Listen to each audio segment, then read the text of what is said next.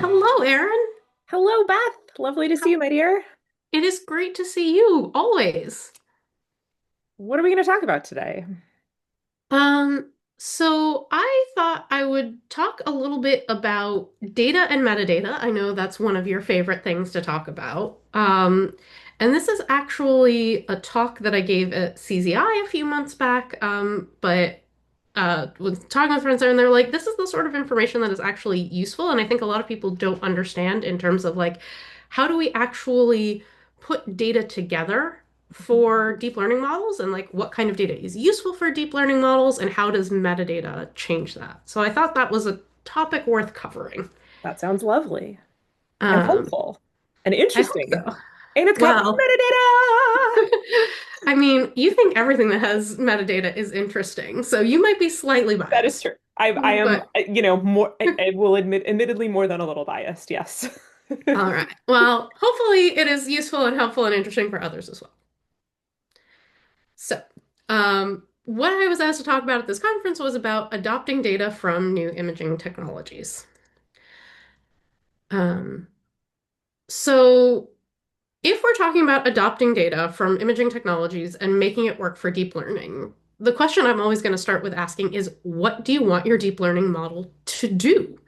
Because it turns out deep learning models can do a lot of different things. They can do activity prediction. They can be used for virtual staining. Most commonly, they're used for segmentation, but there's a whole lot of things. And exactly, what you want your deep learning model to do will determine the data that you need for it. That makes sense. Yeah. Um, but so we've talked a lot as a field, not so much really on the podcast, but certainly a lot in the field about like collecting lots of data in data repositories. And we've talked about the idea on the Cell Painting Gallery for sure.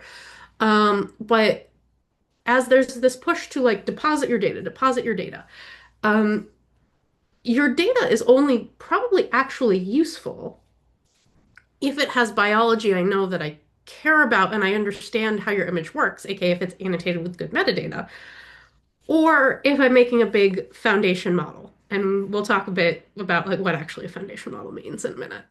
Yeah. I mean, this fits nicely with my, hot take that data without metadata is useless. Like that's my, fight me Yeah. statement. I mean, it's Um, useless for case one. It can yes. be useful for case two, Yeah, but but case one is way more common. case one So, is way more common and I'll still fight. I'll still fight on okay. that statement. That's my Yeah. That's fine. You can fight whoever you want. I am Okay. not here to stop you from fighting people. Okay. I have big feelings when it comes to metadata. We'll just leave it at that. I think everybody who watches the podcast knows that at this point. I think that we all know and love your love of metadata. Um, so if I can align your data to my data, there are lots of interesting approaches, and this is some preliminary data from work that we're doing in the lab about trying to align data taken onto different microscopes and use clever features of deep learning models. I won't talk too much about what this is because this work is still in preparation. But there are things we can do if we know how your data lines up with my data. Um, and I say that a little bit flippantly. There's often things we can do. It's not always that there are things we can do. Being able to align even data that we know should align. So this is a figure from John Arevalo's paper describing some of the JUMP data sets and some of the benchmarks he put together out of the JUMP data sets. Even in cases where we know we should be able to align the data together. In this case, we have data of the same plate of compounds that was then subdivided and distributed to many companies who were all using the exact same lot of cells and the exact same lot of dyes to create images. If we tried to align everybody's data to each other, the goodness of data alignment, which you should read goodness of data alignment as like individual distinct colored blobs in the top row, um, is really different, even just across different batch alignment methods that the field agrees are good.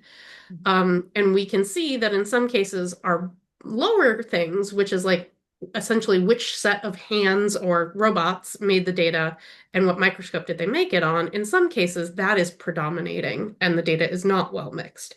So I'm being a little bit flippant when I say we can totally do it if we can align our data to your data. That's still a hard problem, but smart people are working hard on it. So I want to not say that it's going to be easy to align to somebody else's data, but it often can be done. Mhm. Um, but again, we can only do that. The technical things are going to get worked out, and smart people are working hard. They can't be worked out fully if the data isn't fair and annotated with metadata. So what do I mean by fair? You've probably heard this term several times at this point, I certainly hope. Findable, accessible, interoperable, reproducible, and reusable. Um, and the F here is really important. The data has to be findable. We have to be able to know what it is. We have to be able to open it and access it. And so in order to have the data be fair to be used, it has to be all of these things, or otherwise we can't use it. We can't use it if we can't find it. Um, and right now, a lot of our data repositories are sort of overrepresented with data from places like the Broad, where Erin and I work, that make big data, and the Allen Institute and CZI Engineering, other places that make gorgeous, huge, clean data. Um, but I would like to argue here in my vibes graph that actually there's probably a lot more data out there if we collect it from all of biologists everywhere, if only we could compile it. And so I think that, we're missing out on actually a gazillion data sets that would be great if we could collect them. But we can't collect them fairly yet. And so we currently can't use a lot of the data that's being made because we are lacking this ability to have commonly annotated metadata that exists in fair repositories. Um, and just knowing that the data exists and making the data be findable is often the really hard part there. Mhm. Um, but having it be well annotated is not a trivial task, and it's not like that the community doesn't care about this, and that's why this isn't done yet. Some of which is like we have to figure out where all this data is going to live, and data storage is not inexpensive. But also, some of this is about the fact that microscopy is not actually just one thing. There are many kinds of devices in a trench coat, and as many modalities in a trench coat that we all call microscopes. And some of you might have something that looks like any of these different devices inside this trench coat. But so it is a really hard thing to come up with a set of metadata that everybody agrees on. Again, smart people are working hard, but this is really, non-trivial because some people hear microscope and they think electron microscope. Some people think microscope and they think, something where I'm capturing like one molecule at a time. And some people are like confocal in a box that gives me, hundreds of samples per day. And the metadata at the moment is a mess. When we ask people, how do you annotate your data? Do you annotate it by color or by the name of the dye or by what the dye is targeting or by what part of the cell the dye is targeting? The answer we usually get is yes. Yeah. Um, we as a field have not decided how we want to do this, and so we as a field should start coming up with ways to do this. Yeah. I love this example because also like none of these are actually wrong, which I think like helps illustrate what a hard issue this Mhm, is. mhm. Um, because it's not like any biologist giving you any of these answers is worse than the other or No, like no. these are all valid responses. So as a Mhm, field, as those of us who are passionate about metadata, the challenge really becomes, okay, how do we guide people to give mhm. the answer, to record the answer that we are looking for. Like we need to ask a very specific question, not just what do you name it, right? Hmm. You can tell, like again, here you have it in four different examples, rather than just what's its name, like what is its color, what is the Hmm. dot, the Yeah. channel color, etc. Yeah. And even me as the person who's doing this might care about different things like on different days. Like if I want to check if I think that there's autofluorescence that's coming in, I care about the name or the color of the dye and the name because I can then figure out what the color is. Like, but then if I want to know like, okay, what's the biology of my sample? Like maybe I don't care which DNA damage dye somebody used. I just care that it's a DNA damage dye. Like Yeah. maybe I don't care if somebody did phalloidin or an anti-actin antibody. Maybe I just care that it's the actin. So even the same person at two different points might care about two completely different properties here. Yes. So we're working on it, but there's still a long way to go because the question is hard. And yeah, smart people are working hard. This is a draft of a thing that people on the team, such as Erin and a great former student of hers, Guy Gerbaka, have put together for trying to make this hierarchical. But there's a lot of different versions of this at this point. People are working on different ones, and not everybody has agreed yet. So we're working to come towards it as a community. Like there's hope in sight. Um, so what about the other case? The case where what can we do with the data if I'm making a big foundation model? Um, Nobody agrees on what a foundation model is, for the record. Um, So if you're not sure what people mean when they say foundation models, people generally just mean model that works on lots of different stuff. And I don't think we've come to a better definition as a field than that. Um, some mostly right explanations about what I mean. Um, we have a deep neural network where we have inputs come in and we have outputs come out. They might be words, they might be measurements. The inputs might be words or measurements or things. The diversity of neural networks now is insane. And this is sort of depicting probably something that is meant to be a convolutional neural network, and there's whole many flavors now. But this is at its heart the basic idea. And in a deep neural network, we have neurons that talk to each other that are grouped into layers, and they might connect to each other in complex fashions. And that's really all that this means is we have individual sort of algorithms that, might fire if like the sum of all of these things is greater than a certain number. This will put out a yes, and if not, it will put out a no. And so this is really was actually inspired by how neurons work and how brains work. But the fact that we have all of these different connections that we can tune how important they are, is what makes deep neural networks so powerful. Um, there's a few emergent properties here from the fact that that is all we're doing is just sort of changing the weights of those connections. You'll sometimes hear people talk about weights and saying, like, okay, based on those weights, do I get the right answer, yes or no? Because all we're doing is sort of randomly changing the weights, we can't control what the model learns. It will find whatever associations we optimize for with our loss function, which is what we're trying to get the model to learn. Um, and whatever associations exist in our trading data. One of the famous ones is like if an animal is standing on grass, it's more likely to be a dog than a cat because most pictures of animals on grass are dogs. So it will learn associations that are in our data that maybe we never intended. If it's not in the data, we have no reason to believe it's going to be emergently learned. It could be, but there's no reason to believe that that anything that the model is spitting out that it's never seen before is true. We have no reason to believe that that's true. And the bigger the model, the more complex the associations between our inputs and our outputs, the more data we need to check all of these and set the value of all of these arrows to something reasonable. In big models, we routinely have billions of arrows here, and billions is lots. And so the way deep learning works is in this case, this is a convolutional neural network. We sort of say, hey, network, take an image, and then I want it to come out looking like this. Go through the thing and then see if it comes out looking like this.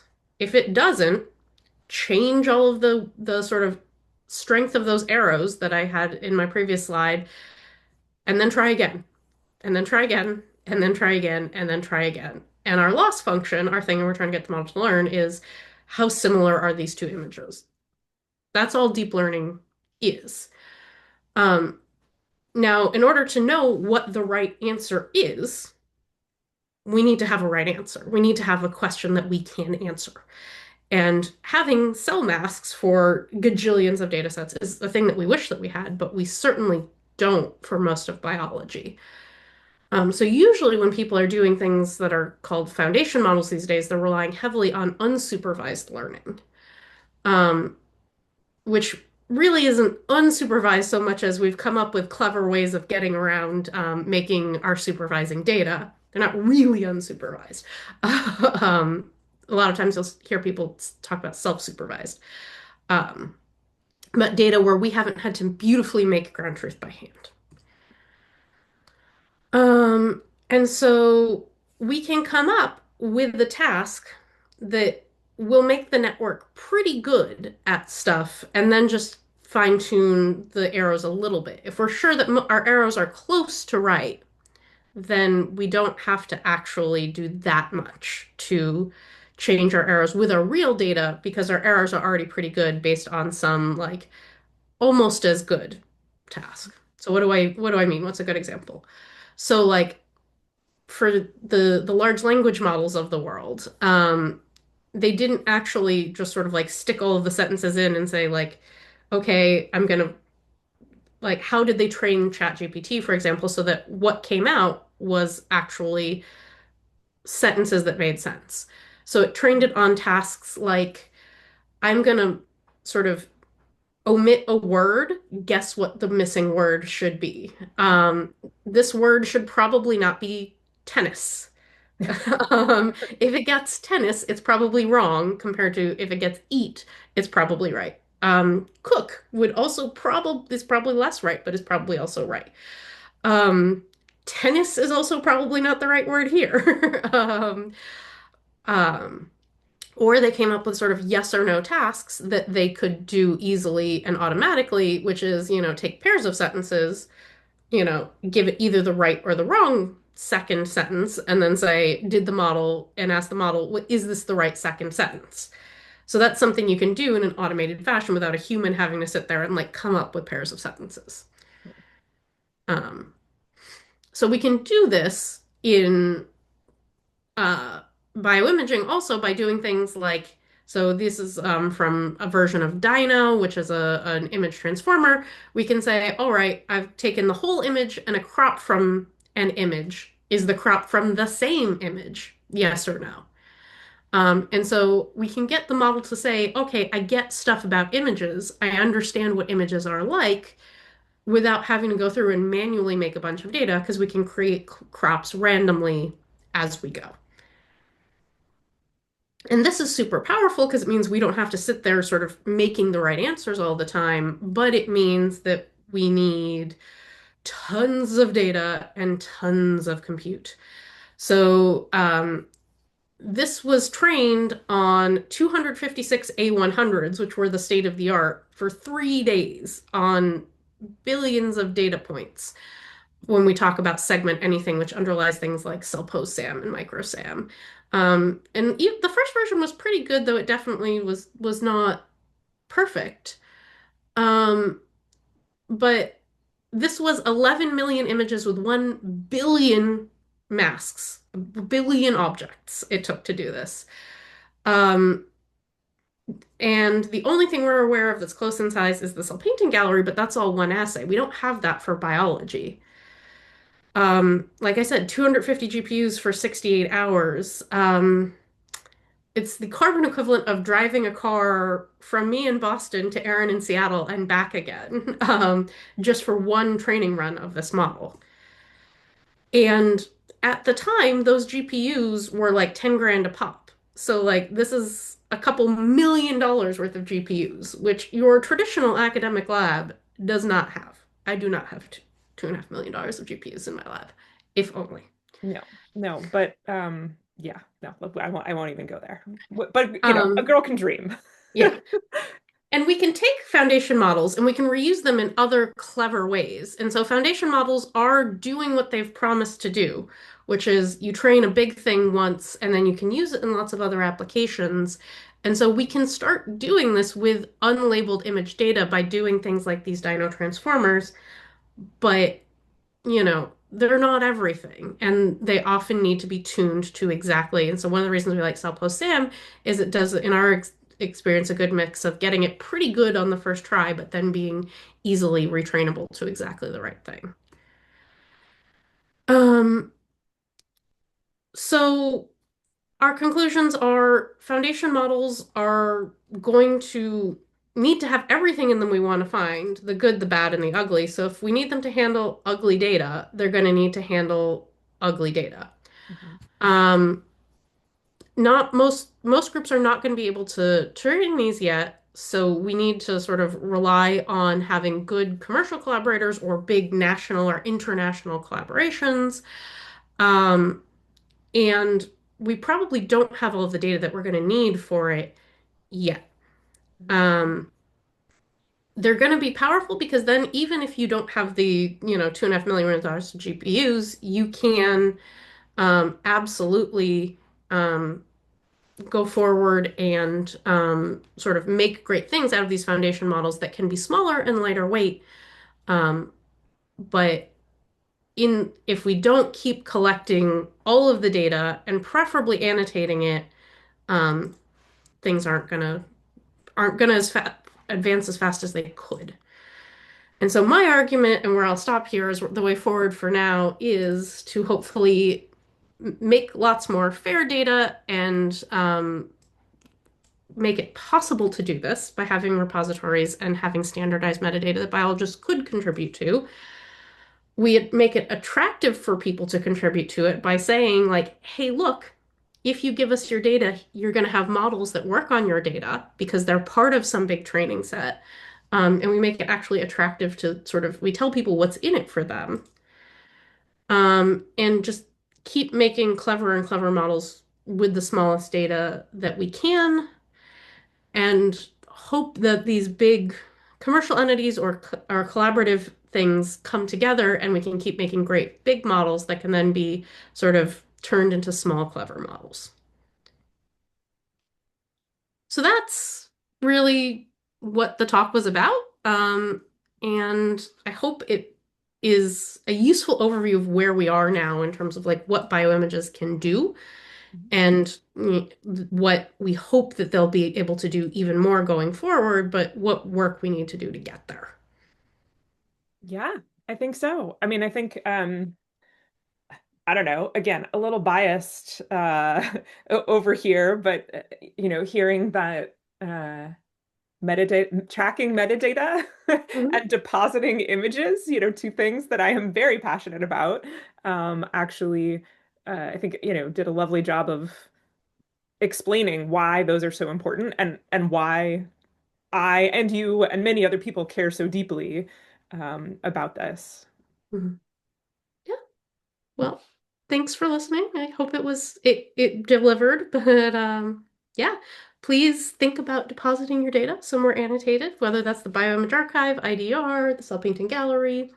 Um, we would love to have your data because we would love to make models that work for you. Awesome. Thanks, Beth. Yeah.